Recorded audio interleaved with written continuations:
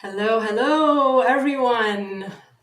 We're so happy to have you back with us, and those that are joining us today for the first time, welcome, welcome. Today is all about our conference, Five Steps to Building Unstoppable and Resilient Leaders.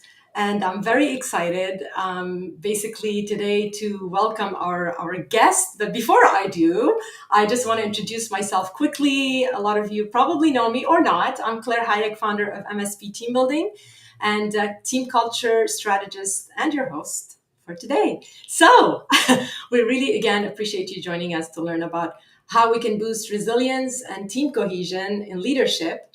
And it's all about those practical insights. We love practical hands on strategies. And we're going to explore how to handle tough situations, lead effectively under pressure, and create a supportive environment. So, again, without further ado, I'm really excited to welcome Francis Piché with us. Francis is a resilience mindset coach and the CEO of Resilience Element.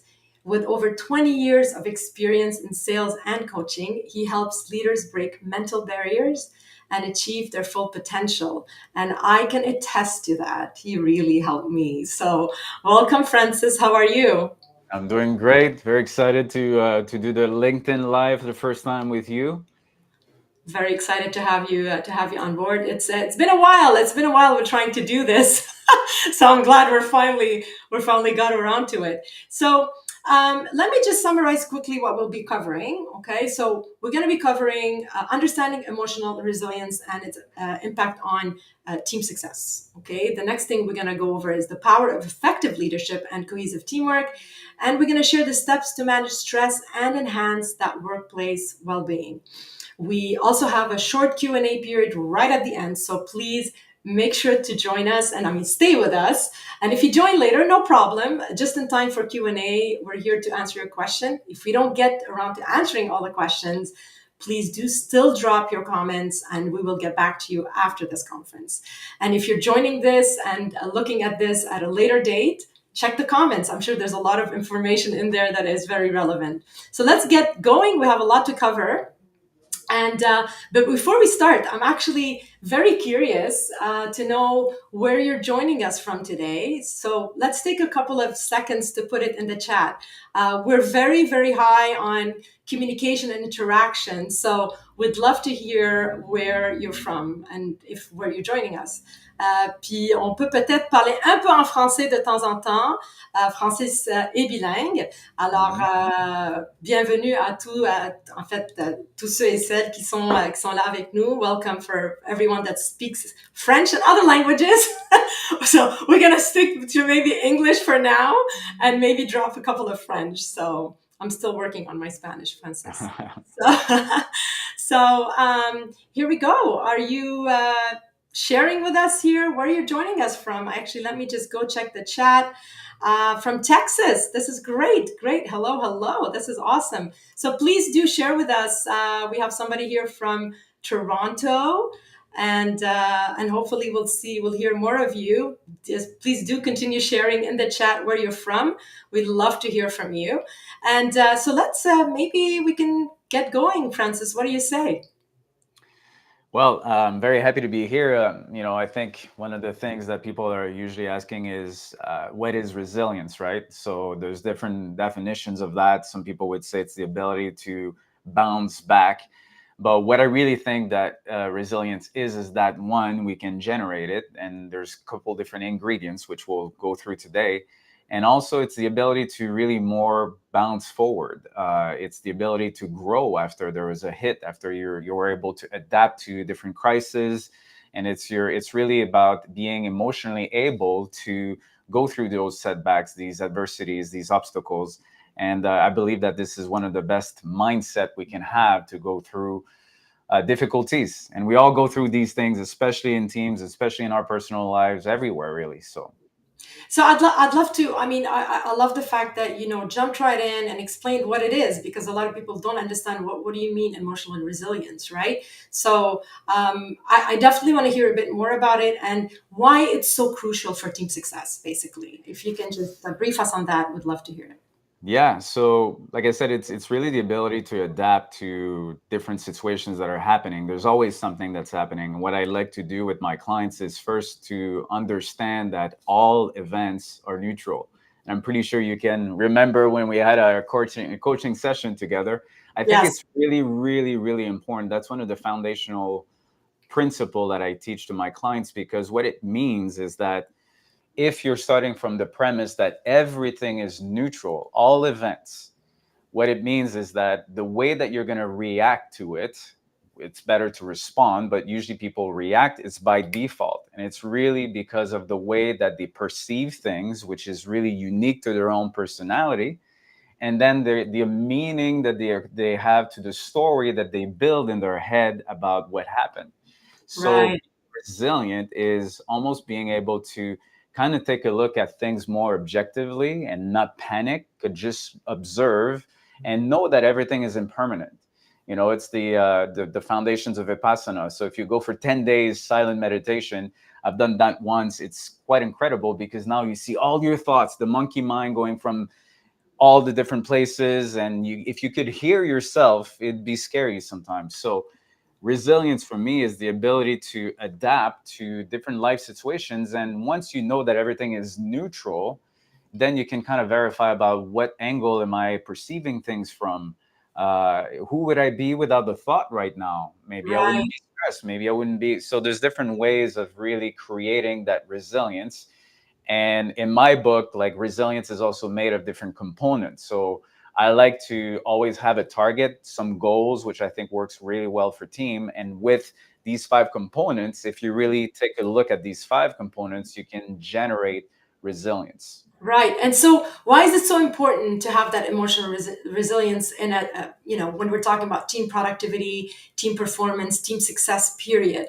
How does that, kind of relate to that indirectly or directly, right? Just quickly before we move on to the five steps, because I want to hear Absolutely. all about those five steps. So, So the way that I look at it is that resilience, either in personal or professional, is kind of the same. Like for an organization, like we have our own personal emotional resilience, and the resilience in a team is really the ability, like I said, to cope different difficulties and different challenges. So why is that important? Because in a person, if you're perceiving something as a threat, and you will start to be in a fight or flight mode, basically. right, And right, so when you're in that aspect of your brain, there's no way you can be creative. There's no way you can come up with solutions, and your stress levels is increasing, and a lot of things are disastrous for all the team members. But if you're able to really kind of calm down, perceive things in a different way, and be resilient, all of a sudden you can open up a lot more solutions. You can open up solutions that would be profitable for your customers, for your team members, for the strategy to become relevant in the marketplace. So being resilient is extremely important. It's almost like kind of your nervous system of the team. If the team is stressed, how are you going to be able to be productive? And actually, what's interesting is that today I was reading from Gallup. They just have this new report, State of Global Workforce, by in 2024 by Gallup. And it's unbelievable to know that 23% of the people are engaged. That's only 23% of the whole wow, organization that are engaged, and 41% of the people are stressed. oh my, 41%. That's a lot. And that's either in engaged team or disengaged. But the more you're disengaged, the stress level even goes up. And what's very important to know is that the variance of how you're stressed or not really depends on the quality of your leadership. So if you mm, have a bad leadership, people are going to be stressed.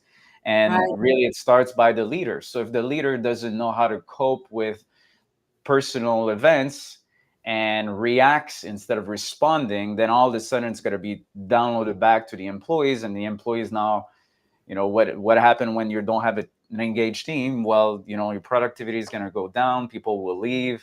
It will affect your sales. Will affect the profitability. There's so many things that will be affected. The good news is then once you know how to be resilient, you can really now like start to have more cohesion. You can have hmm. fun in your team. You can actually have more productivity, more sales, and all of that. So it's So, really so in a way, I mean, I quite often say, and I'm sure you've all heard it, me many times say this, that it's all on the leader. We do hold a lot of the weight, and it is what it is. And it's also lead by examples, right? So if you're being emotionally resilient as a leader, it's kind of a good example to show your team how to be also emotionally resilient. So it doesn't mean that, it's your responsibility, only yours, but this is where teamwork comes in. But if you're not leading by example, it's going to be very hard to tell everybody, well, you need to develop that emotional resilience, and then you're literally not applying or reacting in so many different ways or bad ways. So here's a little question for our audience today. So do you actually believe that emotional resilience is a key factor in achieving team success? Yes or no? Just put it in the chat. Simple. Yes or no. We just want to know what kind of have an idea or survey a bit what people think about this, because it's I'm sure this is a very known or popular subject, but I think a lot of us haven't really heard much about it, or maybe don't apply it. So I'm just curious to know. Please do put it in the chat. Tell us if yes, keep them coming. We have a lot of comments here from people telling us where they're coming here from and where they're joining us from. But we'd love to hear what you think. So far, we have a lot of yeses, but don't be afraid to say no. It's all good. We're here to learn and actually tackle all of this, like try to understand this better, right? So I guess we're ready to move on to the 5 steps to resilient leadership, Francis. So why don't we talk about the first two, and Mhm. and just pause there with a couple of one question again for the audience. We're going to be throwing those polls and questions at you. Please do engage. Please do reply. We want to know what you think. All right, so all yours. What are the first two, Francis? Well, so what I'd like to suggest is for people that are team leaders, they all have results that they want to achieve. So put that into context that the resilience components that I'm going to talk about are all components that will help the team to achieve their goal. So if we were starting from that premise, and then you'll understand why these 5 components, if you really have them inside the organization, it's going to be amazing. So the first one is clarity. And it seems very obvious, but is that clear for all team members about where they're going? What's the vision? What's the mission statement? What are the values that are in the team? So for me, Mhm. when I'm hiring some people in my team, like there are components that are extremely important. One is integrity. Like this is not my number one, integrity and commitment. And it's very clear. And there are other things that I value, for example, speaking straight, like being able to address things instead of waiting. So this is a culture that's being built, and it's very clear for everyone. So it's clear in terms of the values, and it's also clear in terms of where we're going. And everything that we measure towards the target.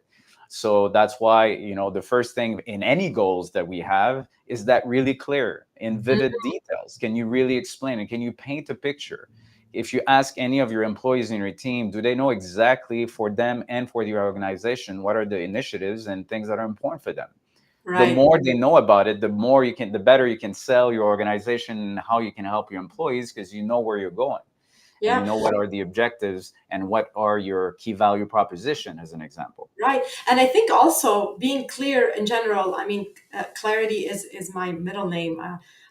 Everybody jokes about Claire loving to clarify things, and a lot of people just make that joke, but it's so true. I'm all about clarity. But clarity is so important, whether it's in your team or to your clients. You need to be clear about things. Like, even when you're being clear, things are being misinterpreted. So imagine not being clear.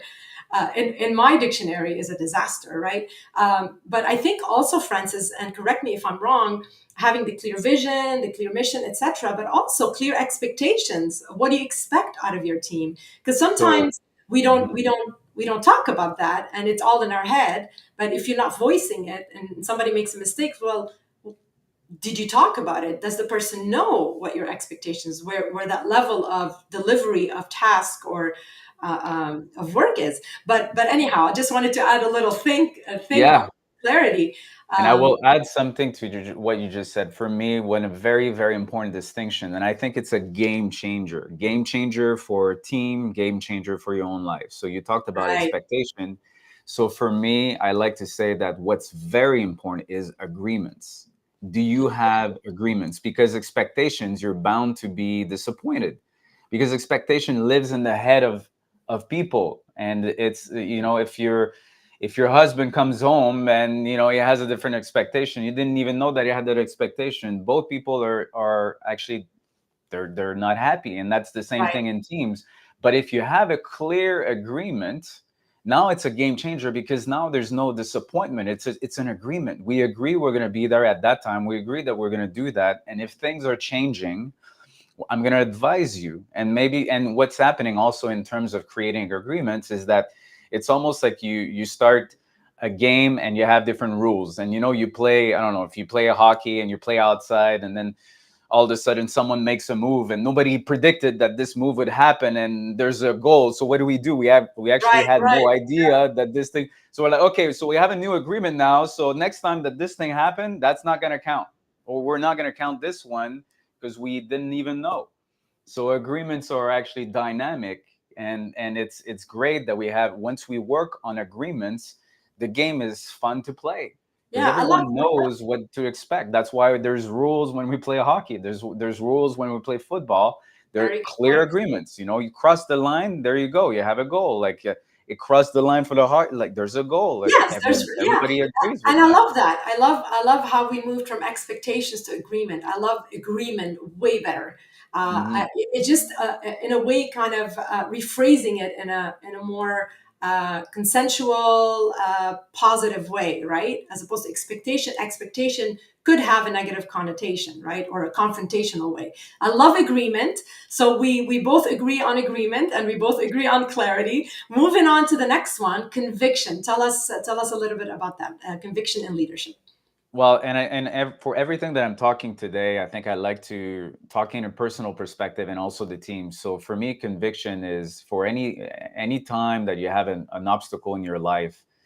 If at the end of the day it didn't really matter for you to accomplish the goal, or do something, well, you're just most probably going to give up, and that's going to be it. But if there's a lot of convictions, there's a lot of reasons why it's important for you, and it might be to that the company will survive, the company will expand in new markets, that whatever the conviction, whatever the reason why it's so important, which also Right, goes well in line with your value proposition. Like, if you know that you're so good at that, that's the reason, that's the conviction your own client should buy from you, because you're the best at that. Like, that's also right, part of the conviction. So conviction for me is the more reasons why people will choose your business, to for their own business, like in order to be helped, and the reason why you go to work. Like, all of these reasons are very important. If you have no reason, you're checked out. Like, then all of a sudden there's no cohesion, there's no fun. And if there's an obstacle, well, guess what, people are going to leave. So it has to be clear, and it has to have, like, and the best example I'm going to give you is, it's called the bricklayer analogy. I don't know if you ever heard that story, but there's different types of bricklayers. One can right, build a wall, and that's just a job, and that's it. Like, I'm just going in, I don't, like, I just do my hours, I checked out, boom, I'm done. And as you can see, like, if something happens bad, like, this person's most probably going to leave. But then you also have another type of employee that could come, and for them it's an occupation. It's like there's a career in it, I want to be good at it, right, that's exciting for me. And then you have the third level, that now, instead of like building the wall and then the house, then right. it's the cathedral. It's a calling. Like, I love to help people. And I think it's great to ask ourselves, for the organization, what are we really providing for the people that are buying from us? Like, why are Right. they choosing us? Like, maybe saving time means a lot. Like, time is the most important commodity that we have. Like, so you can be given back. So if saving time, whatever it is, make maybe the your own clients more successful, and in order to focus on their strength, Right. whatever it is, Right. but finding that conviction. Right. I love that. I love that. Thank you. So clarity, conviction, the first two. Let's drop a question here. Pause for a second. So again, whoever's here, let's go to the chat. How important do you think having a clear vision and strong mission is for leadership resilience. Okay, so very important, important, somewhat important, or not important at all. Okay, please drop it in the chat. We want to know again. Very for options. Very important, important, somewhat important, or not important. Just keep them coming. Let's go. Let's go. We want to hear from you. So again, how important do you think having a clear vision and strong mission is for leadership resilience? All right. So drop your comments in the chat. We're going to get back to that and see what you all think about that. And then I guess we should. I'm just gonna keep the question up here for now, and let's continue on because we have 10 minutes left. So let's talk about the next one, Francis, certainty, right? So tell us about how can leaders build, I guess, trust and productive habits to maintain the belief in their actions, right? So how do you create that certainty? Well, the certainty for me is having real faith, not 99%, not 95, 100% of your old what you bring to the market, what like of the goal in mind. Like, do you really believe to a deep level that this is going to happen? So you do everything from that goal in mind. So if we're shooting for a goal, like who do I need to become in order to achieve this goal? And now talking about the habits, it's great to have multiple habits to be changed, but the reality is we need to change one or two at a time, because otherwise it's going to be very overwhelming and people can burn out just trying to change everything. So what are the high impact activities that we can just focus on that will move the needle, and Right, that we know that by doing that and that by being that we will achieve our goals. right. And So a all lot of about the things that I mentioned today is really about like a culture of being, like who do we need to be.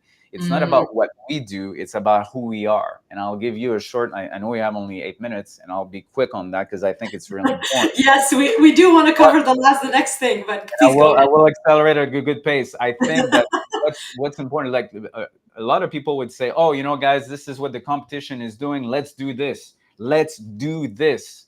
And that Right, could be, for example, a refund term and conditions that we change, like no questions asked. right, But if in your own being, like your way you are, when you interact with your clients and they ask for a refund, you're like, well, what do you mean? Like, is it was not working? Like, what do you mean? Like, in all these, that type of being is not going to be very productive. That type of being is not going to, even if right. you do what's being asked, that type of behavior is not working. So what we really need to adjust is the way of being of our team, of our organization, having principles of, for example, being for each other. And I know that the next component is commitment.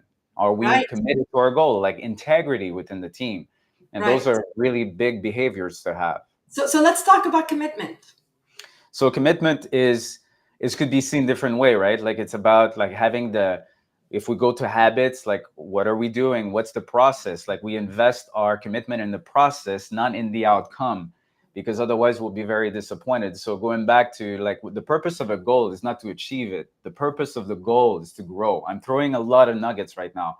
I And love those nuggets. and if you really invest your time in the process, chances are you will achieve your goal, and you will not just be constantly in looking at the gap. Like you Right, just need to measure your process and being committed to that. And commitment is also integrity within the team. So if you're not integral, it doesn't work. So if I cannot count on your word and you say I'm going to be there at that time, I'm going to do X, and you don't tell me that things are changing, now we're just starting to maybe be frustrated, and right. there was no agreement. And so being committed as a person, taking ownership, not being a victim, and if something doesn't work, speak out, say it, and creating that safe psychological safety that it's okay to speak up. And because Yeah, we're doing it in a context that we're being for each other, we're not pointing fingers, we're not blaming, we're actually helping each other. and that takes obviously a safe space. So at the workplace, it also takes some trust and a good leadership, positive, servient leadership, and takes courage, which is our next one, right? It takes courage sometimes to speak your mind, but again, there's a lot of factors that influence that. So let's talk about the fifth one, which is courage. So courage, actually, to do a beautiful loop back to what I said in the beginning, right? Like all events are neutral. So I think there's a lot of things that we take personal, and that's usually what creates the suffering. You know, we crave to things, we cling to things, we want to avoid things, we're attached to certain things. But when you avoid all of that, and when you remember that everything is neutral, that we can actually just like calm down and come up with different solutions, and know that failure is part of the process. And then the beautiful thing is that in order to nurture courage, to me it's really about bringing back the good vibes, bringing back like the, like how can I go back to parasympathetic mode in my nervous system so that I'm calm. And so there's different ways, like you can exercise, you can actually meditate, you can speak up, ask for help, have a masterminding session with your Right, people because it's difficult and you want to find some solutions.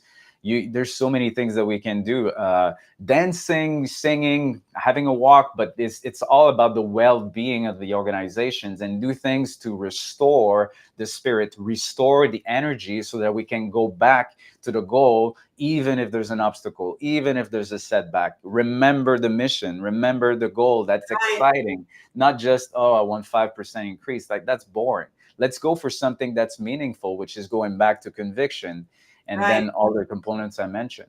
So this is so great. Yes, a lot of gold nuggets. Thank you so much, Francis. So here's another question for our audience today. So, which of the five steps do you think will have the most impact on your leadership and your team cohesion? So again, we have clarity, conviction, certainty, commitment, or courage. Please do drop it in the chat. We wanna hear from you. We want to see what basically survey what we think here.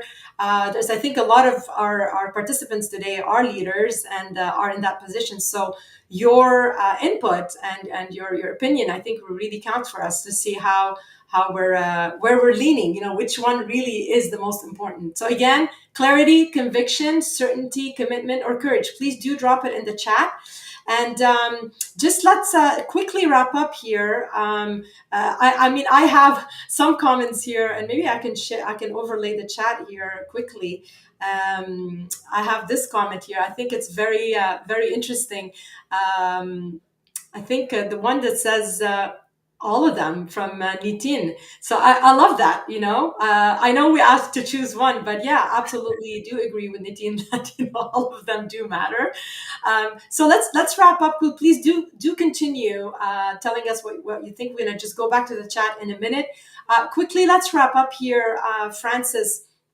And just basically tell us how all of this, everything we've discussed so far, again, like in about 30 seconds, if you can, how does that improve or remove mostly mental stressors and enhance effective leadership and teamwork based on everything we've discussed so far? And Yeah, and keep I'm the I'm comments I'm coming, looking at everyone. it. Keep them coming. Yeah, go I'm ahead. looking at some of the comments and I love it. Yeah, agreements versus expectations, a game changer. There's a lot of things that I mentioned today. So I think the way that I look at it, an organization is like kind of a whole human being. It's a human dimension. So how is the team? Is the team stressed right now? Is the team convicted about their mission? Is the team excited? What's going on in the internal system?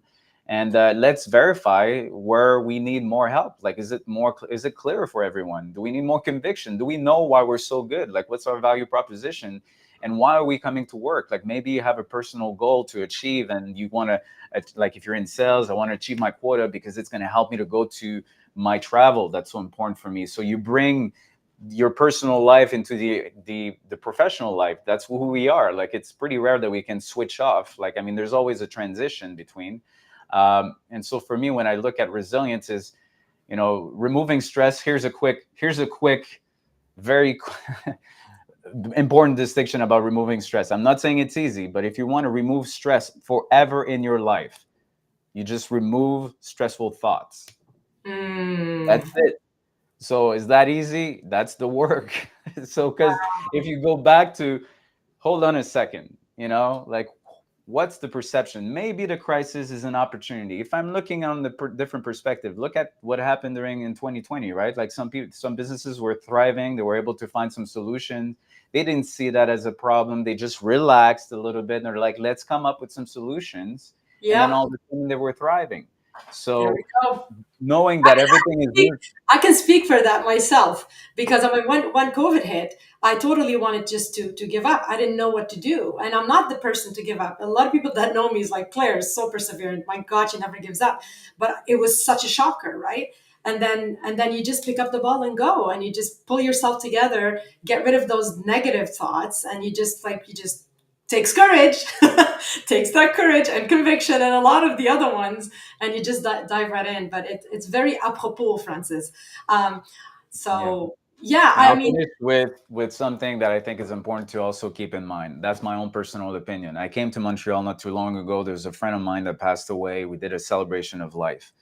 And so sorry so, about that. Yeah. what's important to know is for me, when I saw this man that left his body at 47 years old, not unexpected, you didn't even know that something would happen like that. It really asked me, am I being alive while I'm alive? So it's Mm, put things in perspective. We're going to work. Can we make it meaningful? Can we make it fun? Like that's a big part of our life. And at the end of the day, are we alive while we're being here? right. What's so it's like going back to, okay, you know what? Maybe something happened, but it's not the end of the world. I'm still alive and we're all here and we can all help each other. And that's why resilience is so important. And if you're resilient, you can thrive.